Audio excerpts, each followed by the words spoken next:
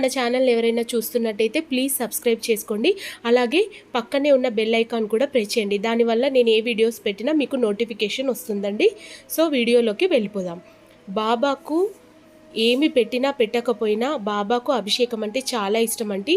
మనం ఏం పెట్టాం, ఎంత కాస్ట్లీ వస్తువులు పెట్టాం, ఎలా పూజ చేసామన్నది ముఖ్యం కాదు. మనం ఏం చేసినా బాబా మన లోపల భక్తి శ్రద్ధ మాత్రమే చూస్తాడండి. సో మనకున్నంతలో మనకున్న వస్తువులతో బాబాను మనం చక్కగా పూజ చేసుకోవచ్చు. బాబాకు నేనైతే ప్రతి వారం కూడా ఫస్ట్ మనం బాబాని దేవుడిలాగా ఎప్పుడు చూడకూడదండి. బాబాని ఎప్పుడు మనం గురువులాగానే చూడాలి. మనం ఏం తెచ్చినా ఏం చేసినా బాబాకు ఫస్ట్ మనం సమర్పించాలి. అలా చేయడం వల్ల బాబా కృపా కటాక్షాలు ఎల్లవేళలా మన వెంట బాబా ఉండి మనల్ని కాపాడుతాడండి.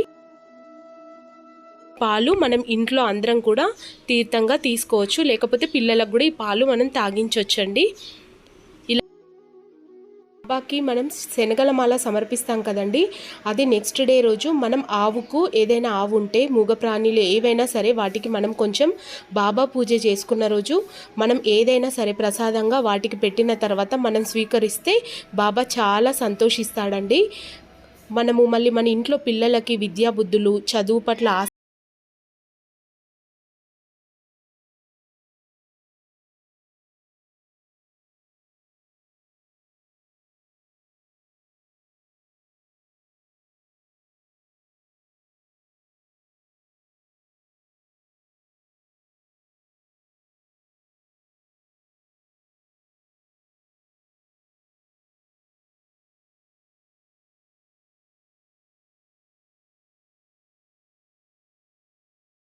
చదువుకొని తర్వాత బాబాకి నైవేద్యం పెట్టి హారతి ఇవ్వాలండి.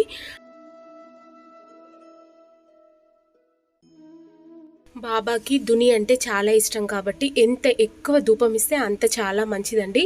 బాబా పూజ అయిపోయేంత మటుకు కూడా ధూపం వెలుగుతూనే ఉండాలి.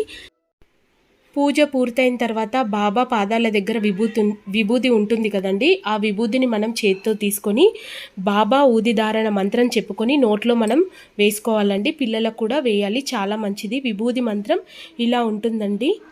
పరమం పవిత్రం బాబా విభూతిం, పరమం విచిత్రం లీలా విభూతిం, పరమార్థ ఇష్టార్థ మోక్ష